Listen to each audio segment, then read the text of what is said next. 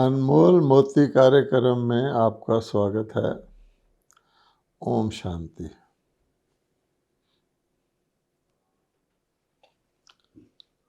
हम सबको बाबा ने एक प्रश्न बताया है जिसका उत्तर जानने से ही हम सब का कल्याण है, और वह प्रश्न है, मैं कौन हूँ। बाबा ने ये भी कहा कि जिस दिन हम इस ज्ञान मार्ग में आते हैं, जन्म लेते हैं, चलना शुरू करते हैं, उस दिन भी यही प्रश्न होता है, मैं कौन हूँ। और बीच में भी यही प्रश्न होता है, लेकिन इसकी जानकारी, इसका रियलाइजेशन बढ़ता जाता है, और अंत में जब हमारी संपन्न और संपूर्ण अवस्था हो जाती है, तब भी यही प्रश्न होता है, मैं कौन हूँ। लेकिन उसके बाद उसका उत्तर मिल जाता है और ये प्रश्न समाप्त हो जाता है, और हम एक प्रसन्नता के युग में चले जाते हैं। अब ये मैं कौन हूँ, इसके अर्थ बदलता रहता है, और होना भी ऐसा ही चाहिए। अगर इसका अर्थ बदले ही ना, मैं कौन हूँ, तो फिर तो इसके जानने ना जानने से कोई फर्क ही ना पड़े। मैं कौन हूँ का एक ऐसा अर्थ है जो हमें सबसे ऊंचा बना देता है, और मैं कौन हूँ का एक ऐसा अर्थ है जो हमें हमारी न्यूनतम अवस्था का भी बोध कराता है। इसलिए ये मैं कौन हूँ शब्द जो है, ये स्टैटिक नहीं है, डायनेमिक है। अर्थात इसका अर्थ जो है समय के साथ और स्थान के साथ बदलता रहता है। आज हम इसी बात पर चर्चा करेंगे। कहावत है कि जैसा देश वैसा वेश, और ये भी कहावत है कि do in Rome as Romans do, कि जिस प्रकार का देश हो उसी प्रकार का कर्तव्य करो। ये दोनों कहावतें बहुत महत्वपूर्ण हैं। जैसे हम जानते हैं कि हमें 3 लोक का ज्ञान मिलता है। अब 3 लोक जो हैं वो 3 प्रकार के पोलार में स्थित हैं। दुनिया में ये भी माना जाता रहा है कि परमात्मा का कोई नाम रूप ही नहीं है, लेकिन भगवान कहते हैं हर चीज़ का नाम रूप है। उसके लिए उदाहरण यही दिया जाता है कि आकाश है। अब जैसे आकाश है, ये पहला आकाश है इस धरती के ऊपर जिसमें ये साकार दुनिया स्थित है। अब ये आकाश भी तो पोलार ही है ना, एक प्रकार का स्पेस ही है ना, फिर भी इसको आकाश का नाम दिया जाता है। तो ये नीचे की तरफ से चले तो सबसे पहला ये आकाश है, और क्योंकि इस आकाश के अंदर सृष्टि रूपी नाटक चलता है, इसलिए इसमें रोशनी भी चाहिए। तो ये आकाश, इसके अंदर सूर्य, चांद, सितारे सब स्थित हैं। इस आकाश को तो हम अच्छी तरह जानते हैं। इसमें भी अब प्रकाश है, लेकिन इसमें सूर्य, चंद्रमा, सितारों का प्रकाश है। अब इसके ऊपर जो ऊपर का लोक है, 3 लोकों में से ये नीचे की मंजिल हो गई। अब इसके ऊपर जो बीच की मंजिल है, जिसको हम सूक्ष्म लोक कहते हैं, जिसको हम आकारी दुनिया कहते हैं, तो उस आकारी दुनिया में जिसमें हम आत्माएं जब उसमें जाती हैं तो हमारा हड्डी मांस का शरीर नहीं होता, साकार 5 तत्वों का बना हुआ वहाँ कुछ भी नहीं होता, और वहाँ तो फरिश्ता रूप जैसे कि प्रकाश का बना हुआ आकृतियाँ ही होती हैं। और फरिश्ता रूप का उदाहरण हम जैसे रात को सपना देखते हैं तो हमारा सूक्ष्म शरीर सपने देखता है, दूसरा शरीर तो पड़ा हुआ होता है, लेकिन हर प्रकार की अनुभूति उस सूक्ष्म शरीर के द्वारा भी हम करते हैं, चाहे वो भय की अनुभूति हो, खुशी की अनुभूति हो, भागने की अनुभूति हो, गिरने की अनुभूति हो, प्रेम की अनुभूति हो, मृत्यु के भय की, सब प्रकार की अनुभूतियां हम करते हैं। वो भी एक आकाश में है, लेकिन वो आकाश सूर्य चांद तारों से ऊपर है। और उससे भी ऊपर एक तीसरा आकाश है जो सबसे सूक्ष्म आकाश है, जहाँ पर के निराकारी आत्माएं, जब हम आत्माएं बिल्कुल अपने आत्म निराकारी ज्योति स्वरूप में होती हैं, उसमें आत्माओं का निवास है और उसी को परलोक कहते हैं, सबसे ऊपर का लोक। उसमें परमात्मा का भी ज्योति स्वरूप निराकार परमात्मा का भी उसमें निवास है। तो कहने का भाव ये है कि जिस जिस रीजन में होते हैं, जिस चाहे हम निराकारी में हों, कभी हम आकारी में हों या साकारी में हों, उसके अनुसार ही मैं कौन का अर्थ बदल जाता है।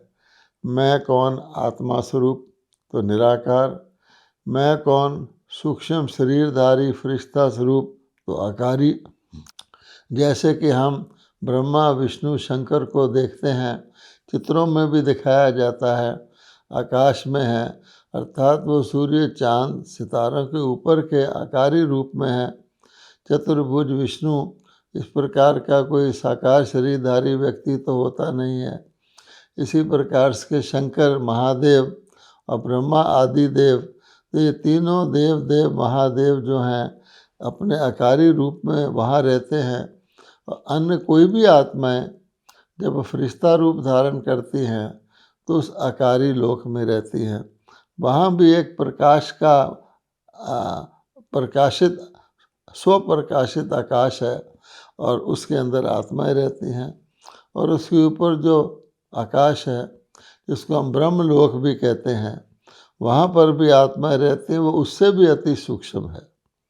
अब हम अगर फरिश्ता रूप की बात करें तो आप देखेंगे कि फरिश्ता रूप में क्या होता है, वहाँ आत्माएं कब जाती हैं, ये हम आज की चर्चा का विषय रखेंगे।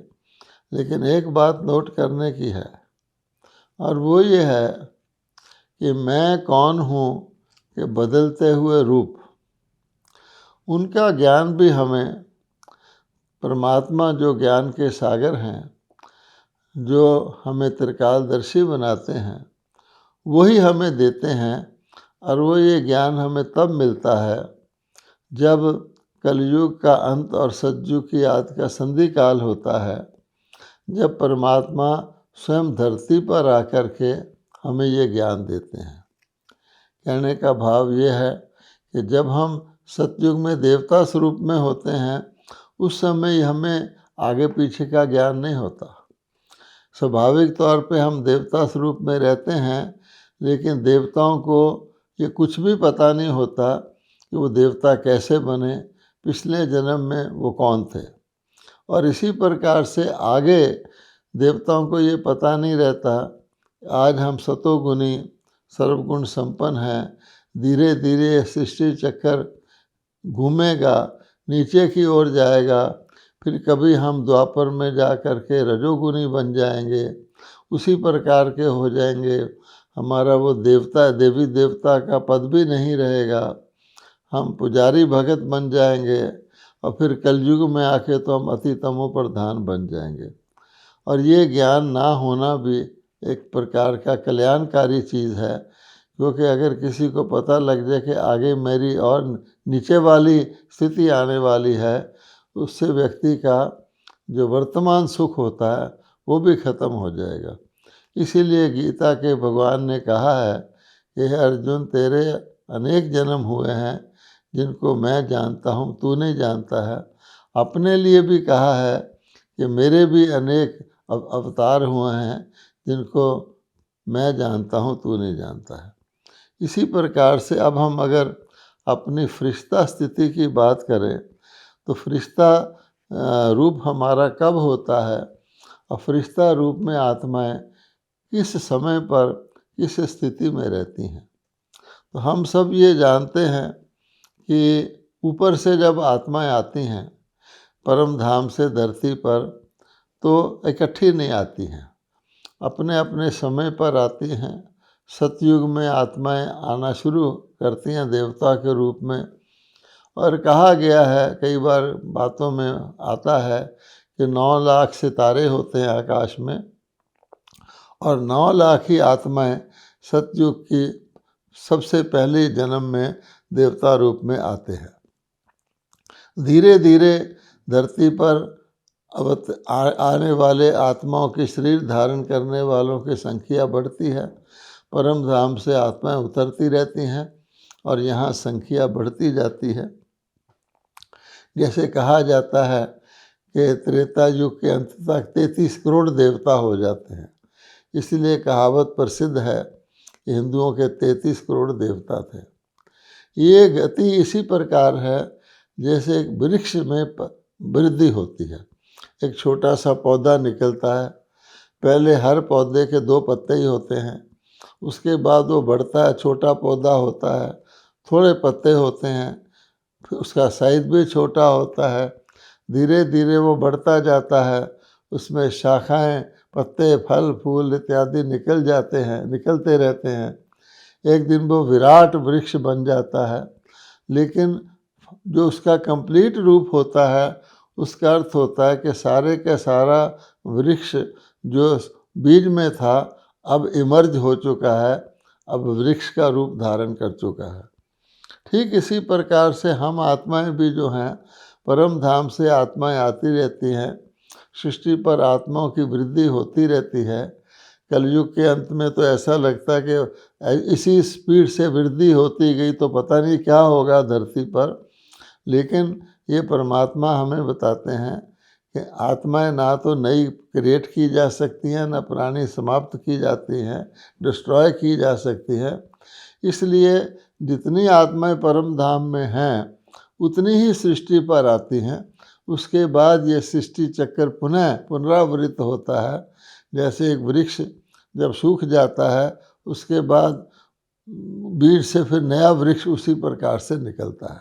तो समझने की बात यह है, ऐसे लगेगा अंत में कि बहुत आत्माएं धरती पर आ गई, अब तो शमशान घाट में मुर्दा जलाने के लिए भी लाइन लगती है, लेकिन इसकी भी एक लिमिट है, अति है, उसके बाद ये सिलसिला बंद हो जाता है। अब फरिश्ते की बात हम कर रहे थे, तो आती तो आत्माएं नंबर वाइज हैं, लेकिन जब वापस परम धाम को जाना होता है तो सबका समय एक ही होता है। जैसे पहाड़ों की चोटियों की ऊंचाई तो अलग अलग होती है, लेकिन ग्राउंड लेवल, धरती की लेवल एक ही होती है। तो अंत में या किसी नाटक का उदाहरण ले लें तो नाटक में भी जो एक्टर होते हैं वो शुरू से आना शुरू करते हैं, धीरे धीरे एक्टर उसमें ऐड होते जाते हैं और अंत तक जब नाटक पूरा होता है तो जितने भी एक्टरों को उसमें हिस्सा लेना होता है वो सब आ चुके होते हैं। हम ये भी जानते हैं कि जिन एक्टर का पूरा पार्ट होता है, मुख्य पार्ट होता है नाटक में, उसको हीरो हीरोइन पार्टधारी कहा जाता है। इसी प्रकार से जो आत्माएं सतयुग में देवी देवता के रूप में अवतरित होती हैं, फिर वो सारा चक्कर इस सृष्टि पर रहती हैं, भिन्न भिन्न नाम रूप से जन्म लेती हुई, उनको भी हीरो पार्टधारी कहा जाता है। और वो हीरो पार्टधारी भारतवासियों को खुशी होनी चाहिए, वो भारत में ही होते हैं कि भारत प्राचीन देश है, यहीं पर देवी देवताओं के यादगार हैं। अब आगे चलें तो हम ये क्या देखते हैं कि जब शरीरधारी मनुष्य होते हैं या शरीरधारी देवता होते हैं तो हमारा साकारी शरीर होता है। अब इस साकार शरीर में जैसे आज हम देखते हैं ये 5 तत्वों का बना हुआ होता है, प्रकृतिकृत होता है, फिर भी शरीर के अंदर भिन्न भिन्न प्रकार के ऑर्गन्स होते हैं, इंद्रियां होती हैं। जैसे हमारे ऊपर, शरीर के ऊपर तो दिखाई नहीं देता, लेकिन डॉक्टर हमको बता सकते हैं कि इसके अंदर एक हार्ट होता है जो खून को साफ करता है, इसके अंदर एक लंग्स होते हैं जो ऑक्सीजन प्रोवाइड करते हैं। हम जानते हैं हम सांस लेते रहते हैं तो जो हवा हम खींचते हैं उसमें से लंग्स जो हैं फेफड़े वो ऑक्सीजन रख लेते हैं, और जो कार्बन डाइऑक्साइड बनी होती है या उसके बाद निकलती है उसको वो बाहर निकाल देते हैं। जैसे हमारा सांस बाहर जाता है तो कार्बन डाइऑक्साइड बाहर जाती है। इसी प्रकार से हमारी किडनी होती है, वो भी हमारे खून की सफाई में बहुत मदद करती है। अर्थात इस धरती पर हम भोजन भी करते हैं, सांस भी लेते हैं, हमारा शरीर बड़ा छोटा भी होता है, हम शरीर को लेते भी हैं, त्यागते भी हैं। ये सारी प्रक्रियाएं जो हैं इस सृष्टि पर होती हैं। लेकिन जब हम फरिश्ता रूप धारण करते हैं, जब हम इस शरीर के से आत्मा को जान करके तपस्या करके अपने आप को धीरे धीरे आत्मा और शरीर को अलग करते हुए अशरीरी बनने का अभ्यास करते हैं, व्यक्त स्थिति का अभ्यास करते हैं, उसकी जो फाइनल स्टेज होती है, अवस्था होती है, उसको हम फरिश्ता अवस्था कहते हैं। ये भी एक बात जानने की है कि जब शिव बाबा धरती पर आते हैं और मनुष्य आत्मा को एक इंजेक्शन लगा देते हैं, अर्थात उसको ये सत्य बता देते हैं कि तुम शरीर नहीं आत्मा हो, उस व्यक्ति को आत्मस्वरूप में स्थित होने में तो समय लगता है, लेकिन वो व्यक्ति उस दिन से ये पक्का याद रखता है कि मैं आत्मा हूँ, शरीर नहीं हूँ। उसको ये बात कभी भूल नहीं सकती। इसीलिए कहा गया अविनाशी ज्ञान का विनाश नहीं है। अब आप सोचिए एक बात, वो ये है कि जब आत्मा फरिश्ता शरीर धारण करती है उस वक्त उसकी क्या स्थिति होती है। अर्थात जब आत्मा कर्मातीत अवस्था में आ जाती है, यहाँ के हिसाब किताब उसके पूरे हो जाते हैं, अकाउंट्स जिसको कहते हैं, चाहे वो अच्छे कर्मों का है चाहे वो बुरे कर्मों का है, उससे वो मुक्त हो जाती है। तो फरिश्ता रूप में हम जानते हैं कि सूक्ष्म लोक में जो फरिश्तों की दुनिया है, जिसको हम अब फरिश्ता कॉलोनी भी कह सकते हैं, क्योंकि परमात्मा ने हमें बताया है कि परम धाम में जाने से पहले सभी आत्माओं को जो फरिश्ता रूप धारण करना होता है, जिनको के सजाओं से मुक्त होकर अर्थात जीवन मुक्ति पा करके सदगति पा करके परम धाम में जाना होता है। अन्य आत्माएं जिनका हिसाब किताब चुकतू नहीं होता या जो आध्यात्मिक मार्ग के द्वारा तपस्या का अपना पुरुषार्थ नहीं करती, उनको तो परम धाम से पहले सब जानते हैं कि जिसको कहा जाता है क़यामत का समय, यानी धर्मराज की सजाओं के द्वारा पिछले किए हुए पापों की सजाओं के द्वारा शुद्ध किया जाता है। लेकिन जो स्वयं पुरुषार्थ से सदगति पाने वाली आत्माएं होती हैं, फरिश्ता बनती हैं, उनकी दशा हम बयान कर रहे हैं।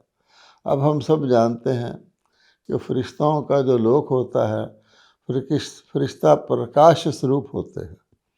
फरिश्ता की तो परिभाषा ही ये की जाती है कि जिसका नहीं कोई रिश्ता फर्श से, अर्थात इस मिट्टी की दुनिया, देह की दुनिया, पांच तत्वों की दुनिया से वो न्यारे होते हैं। अब हम जानते हैं कि जब भी किसी को फरिश्ता का साक्षात्कार होता है फरिश्ता का, तो वो लाइट का स्वरूप होता है, प्रकाश स्वरूप की बना हुआ उनकी शारीरिक आकृति होती है। आर्टिस्टों ने तो फरिश्ता को परों के साथ दिखाया है, विंग्स के साथ दिखाया है, अर्थात फरिश्ता उड़ने वाली चीज़ है। फरिश्ता बिल्कुल हल्का होता है, क्योंकि फरिश्ता का जो आकारी शरीर है वो पांच तत्वों से बना हुआ नहीं होता। इसी कारण से फरिश्ता को जीवित रहने के लिए पांच तत्वों की कोई भी चीज़ जिसको हम भोजन के रूप में कहते हैं, शक्ति प्रदान करने वाले, वो नहीं होती। इसलिए फरिश्ता को ना तो लंग्स की आवश्यकता है, ना हार्ट की आवश्यकता है, ना किडनी की आवश्यकता है, किसी भी प्रकार की। फरिश्ता तो वस्त्र भी नहीं पहनता, क्योंकि उसके वस्त्र लाइट के ही होते हैं। और फरिश्ता ऐसा भी नहीं है कि छोटे रूप में जन्म लेता है कहीं से फिर बड़ा होता है, नहीं। फरिश्ता तो हमारे इसी साकार रूप का ही प्रतिबिंब होता है, लेकिन वो लाइट स्वरूप होता है, जिसको सूक्ष्म शरीर कहा गया है। तो सूक्ष्म शरीर के अंदर संस्कार सारे होते हैं, लेकिन सूक्ष्म शरीर के अंदर किसी भी प्रकार की लौकिकता या स्थूल नहीं होता, इसलिए उसको लौकिक शरीर कहा जाता है। अब फरिश्ता करता क्या है, तो हम जानते हैं इस दुनिया में तो हम कर्म करते हैं, कर्म का फल मिलता है, हमारे साथ अन्य आत्माएं भी होती हैं, हमारे मित्र संबंधी सब प्रकार के साथ लोग होते हैं, हमारा परिवार होता है, परिवार में वृद्धि होती है, परिवार में मृत्यु होता है, यानी ग्रैंडफादर होता है, सन होता है, ग्रैंड सन होता है, एक प्रकार के कई संबंधी होते हैं। लेकिन फरिश्ता इन सब बंधनों से मुक्त होता है, इसलिए उसको कहा जाता है लिबरेटेड सोल होता है। फरिश्ता कहीं भी अपीयर हो सकता है, कहीं से भी डिसअपीयर हो सकता है, क्योंकि फरिश्ता का कोई कहीं रहने का ठिकाना नहीं होता, अर्थात उसको कहीं एक जगह रह के हिसाब किताब नहीं बनाना होता, इसलिए उसको पंख एक सिंबॉलिकली दिखाए जाते हैं। अब फरिश्ता कहा जाता है कल्याणकारी होता है। फरिश्ता जो कुछ भी करता है उसमें दूसरे का लाभ ही होता है, फरिश्ता कभी किसी को हानि नहीं करता। अब फरिश्ता क्या कल्याण करता है वो हमें जानना है, क्योंकि भगवान कहते हैं कि अंतिम स्थिति में मनुष्यों को कि दुनिया का परिवर्तन हो रहा है, दुनिया पवित्र बन गई है, फरिश्ते के रूप में ही परमात्मा के जो बच्चे हैं, जिनको परमात्मा व्यक्त स्थिति प्रदान करते हैं, जिनके द्वारा परमात्मा नई दुनिया की स्थापना करते हैं, उनको फरिश्ता रूप में दिखाते हैं। तो हम जानते हैं कि जब दुनिया के परिवर्तन का समय होता है तो बहुत सारी आत्माएं जो सतयुग त्रेता के बाद जन्म लेती हैं धरती पर पाठ बजाने के लिए, उनकी संख्या बहुत अधिक होती है। वो सारी आत्माएं इस दुनिया में ही कलयुग के अंदर विकारों के वशीभूत होकर अपने आप को शरीर मानकर अति दुखी हो रही होती हैं, अंदर से मन से रो रही होती हैं या बाहर से चिल्ला रही होती हैं। और वो सारी आत्माएं जो हैं पुकारती हैं हमें कोई छुड़ाए, हमें कोई छुड़ाए। और उनकी जो इच्छाएं होती हैं वो अनगिनत होती है। कहा जाता है इच्छाएं कभी पूरी नहीं होती, और वो अपनी इच्छाओं से भी पीड़ित होती हैं। 2 इच्छाएं पूरी करती हैं तो 4 इच्छाएं और पैदा हो जाती हैं।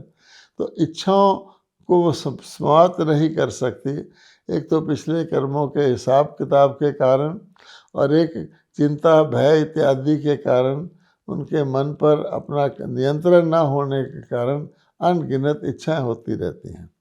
दूसरी बात होती है उनके अंदर दूसरों से उम्मीद, जिसको हम एक्सपेक्टेशन कहते हैं, इच्छाओं को हम डिज़ायर कहते हैं। दूसरों के साथ कुछ वो अच्छा कर्म कर देते हैं तो उसके बदले में वो अच्छी फल की प्राप्ति की इच्छा रखते हैं, वो भी उनकी बहुत होती हैं जो पूरी नहीं हो पाती हैं। इसलिए भगवान कहते हैं कि अंत में फरिश्ता रूप में आप क्या करते हैं। तो फरिश्ता रूप में, क्योंकि आत्मा फरिश्ता के स्वयं फुलफिल्ड होती है, कंप्लीट होती है, उसको किसी भी प्रकार का इच्छा मात्रम अविद्या होता है, तो वो आत्माएं जिसको कहते हैं शांति, शीतलता, इच्छाओं की पूर्ति, इसके अतिरिक्त हिम्मत इत्यादि, ये जितने भी चीज़ें उस दुखी दुनिया की आत्माओं को रिक्वायर्ड होती है, इनको वो प्रदान करती हैं। और स्वतः ही वो प्रदान होती रहती हैं, क्योंकि ये जो फरिश्ते हैं स्वयं सदा संतुष्ट रहते हैं, संतुष्ट मनी होते हैं, स्वयं सदा भरपूर रहते हैं, इनको कुछ लेने का होता ही नहीं है। तो भगवान कहते हैं वर्तमान समय वही समय चल रहा है कि जबकि मैंने फरिश्ता कॉलोनी लगभग जिसको कहा जाता है बना दी है।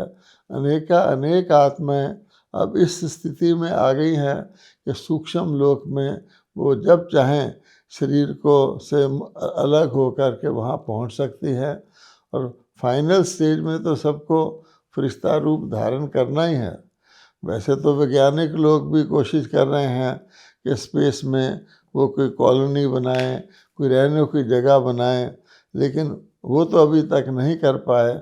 लेकिन आध्यात्मिक ज्ञान के आधार पर परमपिता परमात्मा ने एक फरिश्ता कॉलोनी बनाई दी है, जहाँ पर फरिश्ते फ्रीली स्वतंत्र रूप से आ जा सकते हैं और वो इकट्ठे भी हो सकते हैं, क्योंकि उनके आपस में कम्युनिकेशन का, आपस में जो मिलने जुलने का तरीका है वो कोई वायरलेस सिस्टम नहीं है, वो एक वॉइसलेस सिस्टम है कि जितनी पवित्र आत्माएं फरिश्ता रूप धारण करती हैं वो आपस में ऑटोमेटिकली एक दूसरे की ओर आकर्षित होती हैं और अपनी किरणें फेंक करके, विश्व में किरणें फैला करके दुनिया से अपवित्रता, पाप को समाप्त करती हैं। ओम शांति।